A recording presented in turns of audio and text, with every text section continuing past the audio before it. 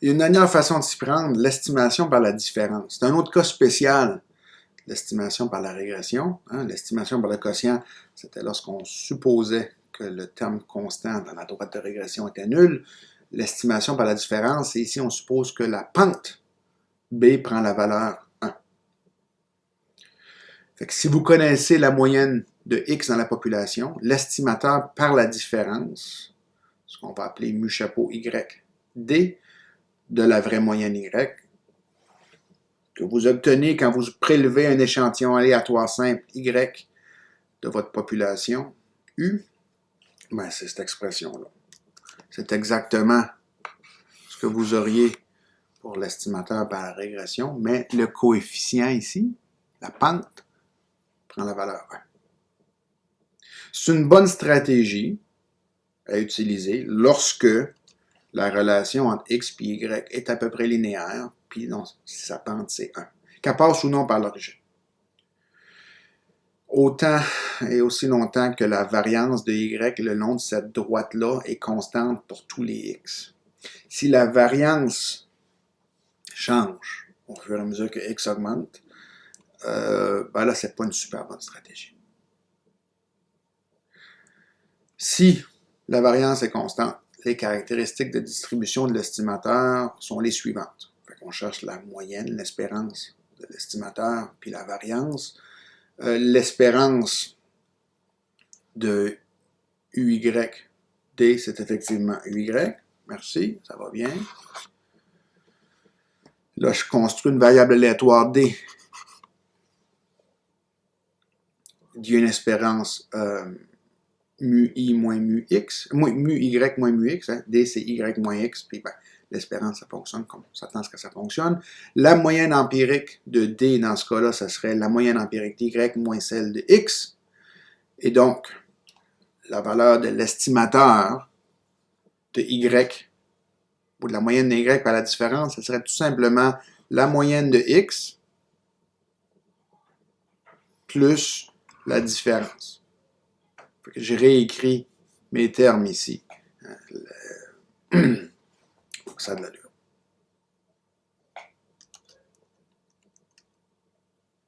Je vous rappelle la formule qui était ici. Fait que je prends mon mu de X, je le mets ici, je mets mon Y ici, puis là j'ai ben, mu de X plus ce que j'avais appelé D bar.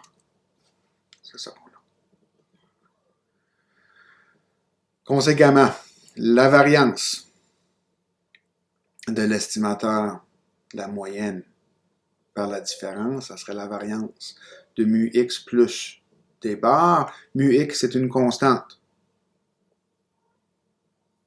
Ça n'affecte pas la variance. J'ai la variance de D bar. D bar, ça va changer d'un échantillon à l'autre, mais ça provient d'un échantillon aléatoire simple. C'est une variable. Alors, on peut calculer sa variance d'échantillonnage avec la forme habituelle. C'est la variance de D dans la population divisée par la taille de l'échantillon fois le terme de correction en population finie. Ben, la formule pour la variance de D, ce serait la moyenne, la somme, la moyenne des carrés des écarts entre la valeur de D pour la JM unité puis la moyenne de D. Puis là, ben, selon la même méthode qu'on utilise à toutes les sauces, c'est la variance suivante. La variance de Y plus la variance de X moins 2 fois la corrélation entre X et Y fois l'écart type de X fois l'écart type de Y. Fait que la variance d'échantillonnage ressemble à ceci. Notre estimateur du total par la différence suit approximativement une loi normale. C'est pas surprenant, je veux dire, ça provient du même genre de mécanisme que toutes les autres choses. Fait que la marge d'erreur sur l'estimation ici, c'est 2 fois la racine de l'approximation de la variance qui se trouve à être 2 fois la racine de la variance empirique T divisé par n fois le terme de correction en population finie. Puis on a une formule spécifique pour SD au carré.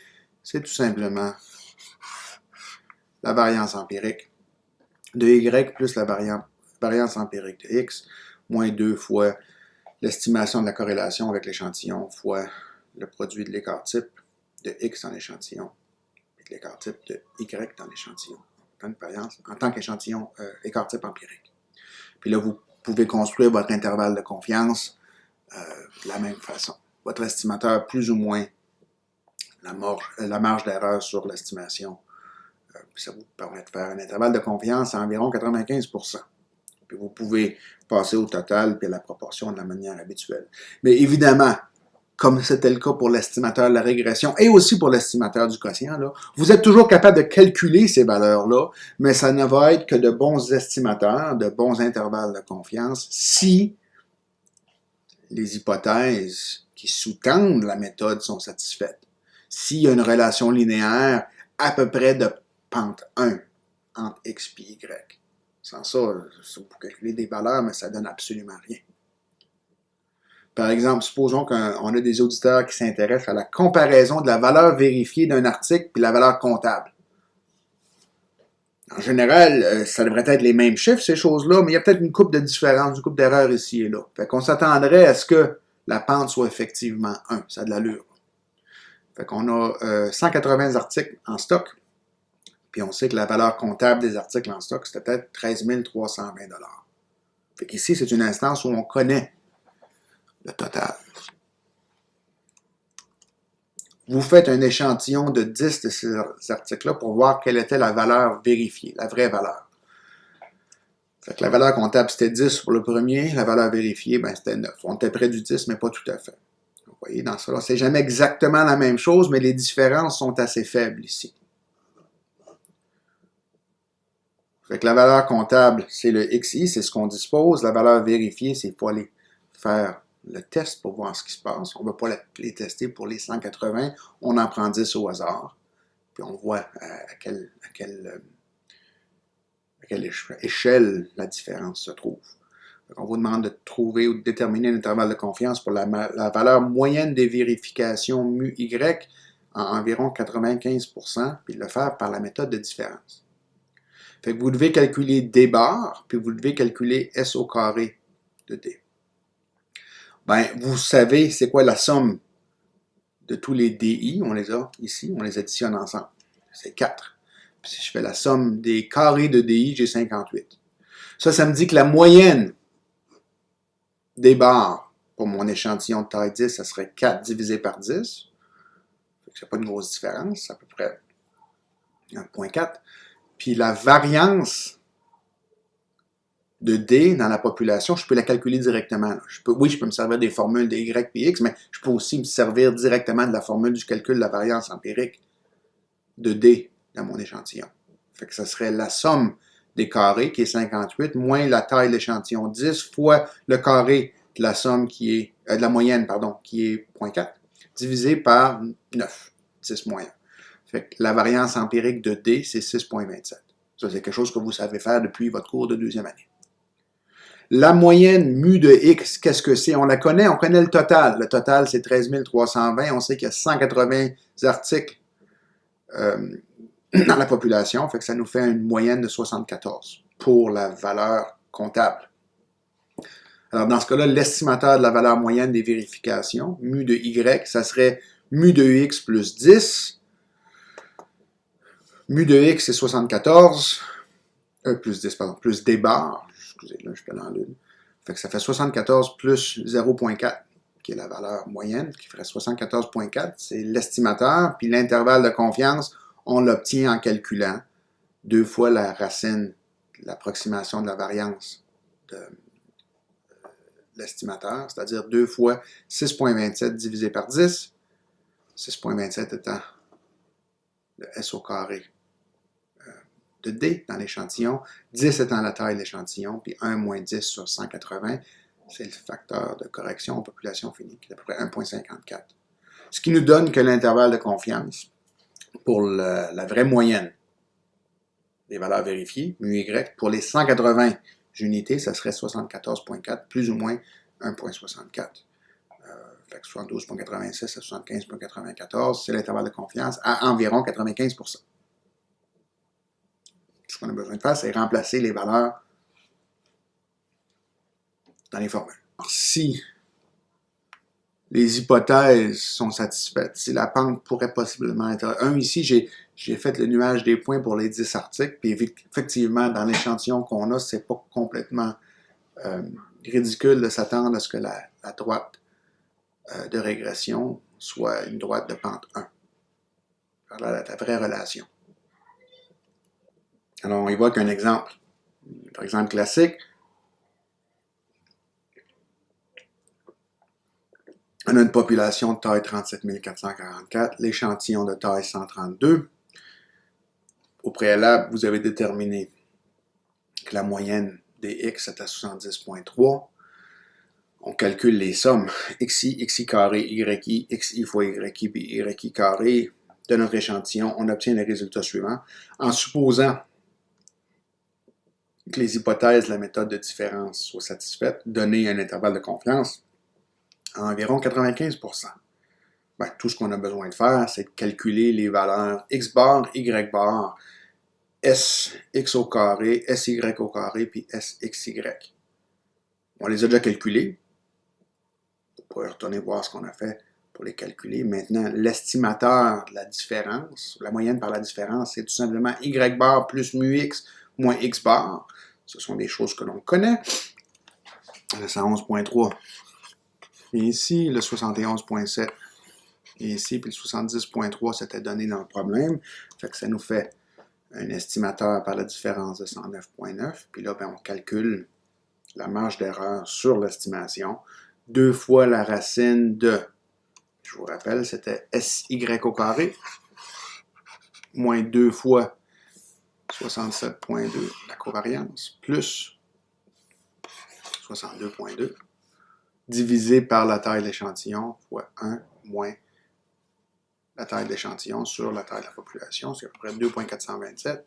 Et ça nous fait un intervalle de confiance de la moyenne, 95%, par la différence de 109,9, plus ou moins 2,427. Attention, il y a plusieurs façons de calculer l'expression ici, en particulier le terme avec la covariance. Des fois, on sert de la corrélation et du produit des écarts types. Des fois, on sert directement de la covariance si on la connaît déjà.